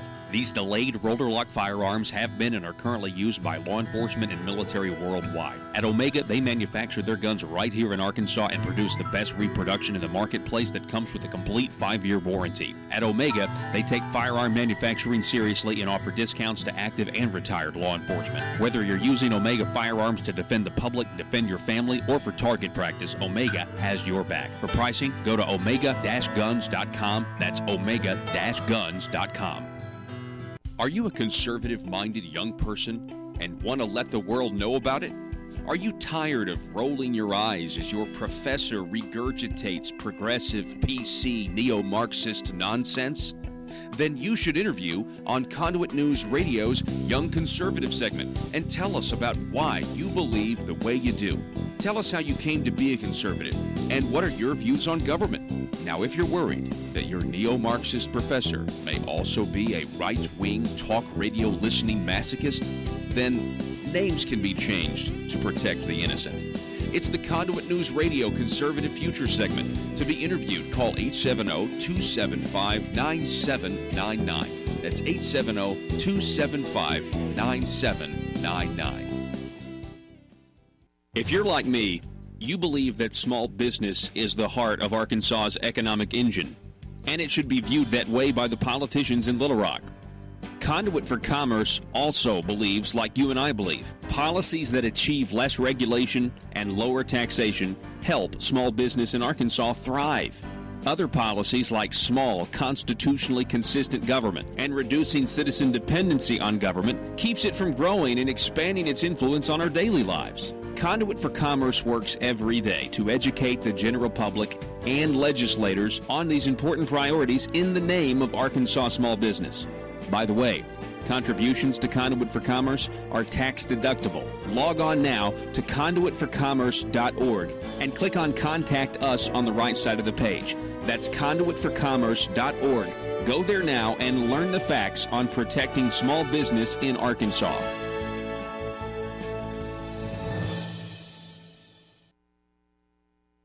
Was during the Bush 41 administration. Even continued that narrative when it became clear, and he said in his confirmation hearing that, oh yes, I'm gonna, I won't interfere with Mueller, and we'll accept the outcome of the Mueller report, and blah blah blah. Okay, then he's good to go. He's a good guy. Then the outcome of the Mueller report doesn't fit their narrative, and now all of a sudden Barr is in league with Mueller, and they're all trying to tarnish. They're all Trump puppets. Yeah, give me a break. They're accusing the right of these conspiracy theories, and yet, I mean, they're the ones that are concocting these new conspiracy theories to make sure their narrative stays alive. And we don't have a lot of time. We're talking with Congressman Rick Crawford, but I do have one more question I'd like to get you to comment on. A lot of this investigation has been predicated on the idea that the DNC was hacked by the Russian government. Now, Julian Assange has said that the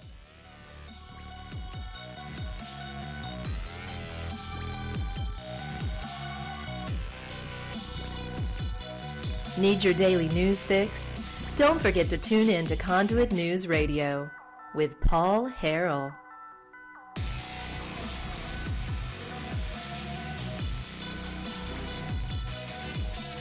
So interestingly enough, there's this article that appeared in the Jonesboro Sun over the weekend by Keith Inman.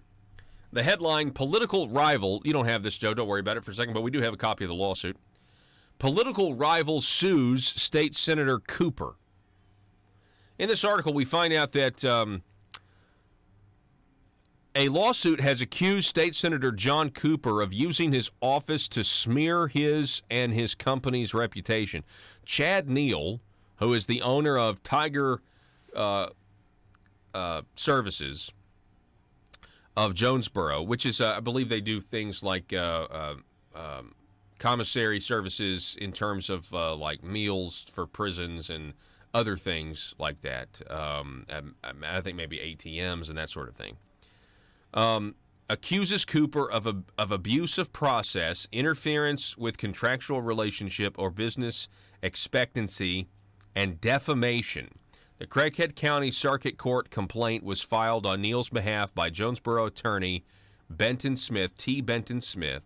It seeks a court order for Cooper to stop what he's been doing and restrict communications, written, oral, or otherwise, from Cooper to Neal. It also seeks both compensatory and punitive damages. Cooper told The Sun he has reviewed the lawsuit. Quote, "It's just politically motivated, obviously," Cooper said Saturday. He said he wanted to limit his comments for now, but added, "I think in time it will be perfectly obvious what's been going on." Cooper first joined the Senate in 2013 after defeating Neal in a special Republican primary to fill the vacant District 21 seat. Quote, "Defendant repeatedly continues to use his authority of office, powers, and resources provided to him as a state senator to harass, interfere, and disrupt plaintiffs' business relationships and contracts with his customers and business pursuits," Smith wrote in the complaint. Cooper directed the Bureau of Legislative Research to gather 5 years of records from 15 Arkansas counties where Tiger provides vending services to county jails. The request sought a report on how much the county paid to Tiger each year and how much money was paid by inmates to the company. Now, interestingly enough on this, and I'll have more of an update on this for you later in the week, I understand it because Tiger Corrections does business with the state and provides these services, that they actually are audited every year by the government, as is standard practice. And Senator Cooper comes along, and I'll tell you what this really, Senator Cooper tells you that this is political. Well, he's absolutely right. Now, for those of you that don't know, listening across the state, I'm born and raised in northeast Arkansas. This is where I live. This is where my family lives. It's a good place to be. So, just like everybody else, when you're around your local area of the state, you kind of know how things work. Well, the Republican Party of Craighead County, much like the Republican Party of Arkansas, has establishment people in it and has limited government conservatives in it that actually want to execute the principles. They want this intersection of conservative ideas. In reality, they want to bring these ideas to fruition. This doesn't jive too well with Senator John Cooper, who was elected based on his opposition to big government Obamacare Medicaid expansion in Arkansas, and was immediately co-opted into the establishment, where he was the deciding vote that killed the repeal of Obamacare Medicaid expansion, which was the chief policy platform that he ran on, period. And we've got mountains of audio evidence of that campaign back in 2014. It is it's gargantuan, the amount of audio that is available out there. Well, it may be not out there, but it's certainly, I have it all. And so this was, this just, it is what it is. And so ever since John Cooper decided to vote the opposite of what he told and promised the people that elected him, what has been going on in Craighead County is really just a microcosm of what's been going on across the state of Arkansas. And because, and this is my opinion, because of that divide, and because Chad Neal, who is much more conservative in his thoughts and deeds than Senator Cooper is politically, Chad Neal's a member of the Craighead County Republican Committee. And there's a divide in that committee from what I can see. And now you're seeing this play out in public. If you'll actually go to the lawsuit, can you throw the lawsuit up there? It's not opening on my computer screen, so I'm going to have to use the bailout screen as we go. So, by the way, happy tax day. It is April 15th. If you're just joining us, you're listening to Conduit News Radio. Better pay your taxes today. If you'll just go ahead and get my face out of there. I've got to have this to read here. And so, let's see here. Scrolling down, we get to the complaint. Keep going, Joe, until we get... all right. The defendant is elected Arkansas state senator, serves District 21, which includes Craighead County. Keep scrolling down. We're going to get to the relevant portions here in a minute, where we actually get to the what happened. Okay, here we go. Stop. Defendant's use of the Bureau of Legislative Research to conduct a witch hunt into plaintiff's business is an abuse of process, and plaintiff's actions must be enjoined in order to cease such action against Neal and Tiger. Specifically, defendant uses an exemption from the Freedom of Information Act afforded to him as a member of the General Assembly and the Bureau of Legislative Research, which are clearly unconstitutional and must be stricken, as this practice is not within the bounds of its content or constitutional specifically. Interestingly enough here, this may be another leg of this lawsuit where they're trying to get John Cooper's emails and what he's done in his official capacity and what is alleged is harassment. The Bureau of Legislative Research and Arkansas State Senate have used said statutes to deny requests under the Arkansas Freedom of Information Act for any and all emails from defendant's government email, his copies of correspondence written at the taxpayer's expense on his state Senate's letterhead, and they've got evidence of this. He has sent letters. John Cooper sent letters using the official state Senate letterhead, and it did this in a way to intimidate Chad Neal, and sent this to other agencies as well. It's almost to say, it's almost as if John Cooper was pretending to be some sort of special counsel. That's the way I intend this. He was using his job, his official capacity, to harass Neal allegedly. It's kind of acting like, well, maybe this company's under investigation when in fact it's not, and it's completely above board and everything's fine. Scrolling down, we get to page 4 here. Defendant continues to waste Arkansas and Craighead County public funds and resources in his pursuit to smear Neal and Tiger's good name and standing throughout Arkansas by using his elected office's resources, time, and state employees to conduct the witch hunt against Neal and Tiger. Additionally, Tiger is already audited yearly by the Arkansas State Auditor and has been since its inception. Defendant knows this, and his use of the Bureau of Legislative Research is his attempt to harm Tiger and its reputation.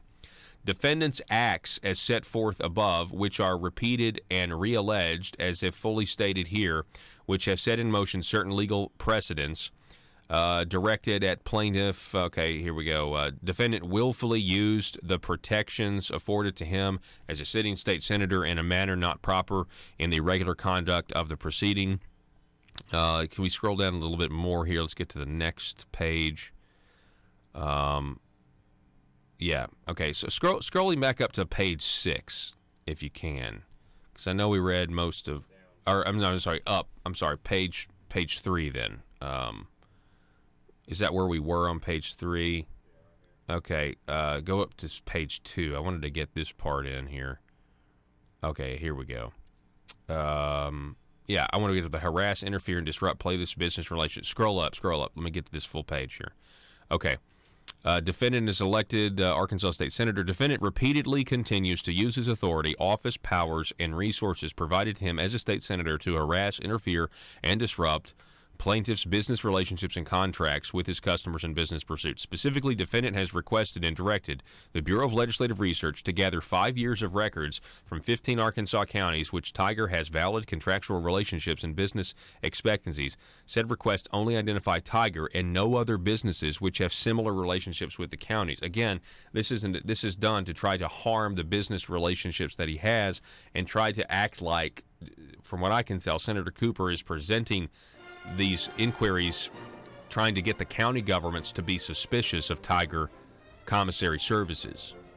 You see what I mean? It's almost as if Senator Cooper here is using his office as kind of like a special counsel, if you will. So this is going to be very interesting. As things move forward, this will be very interesting to see what happens with this.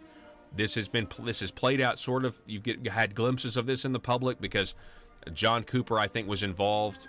There was an ethics complaint that was filed that was, spurious, I would say, at the least. Anyway, we'll continue to cover this, but this, I think, is going to have far-reaching implications when it's all said and done. We've got the show tomorrow. Be here tomorrow, 6:05. Arkansas. Have a great day. Have a great Monday. Happy Tax Day. Be safe.